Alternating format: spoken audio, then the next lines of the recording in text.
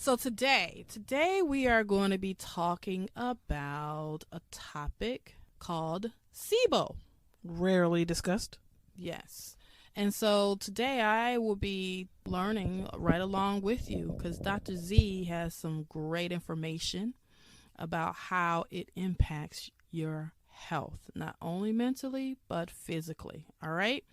But to start off, Dr. Z, tell us, what does SIBO stand for? It stands for small intestines bacterial overgrowth. Bacteria in the small intestines are overgrowing. Gotcha. All right.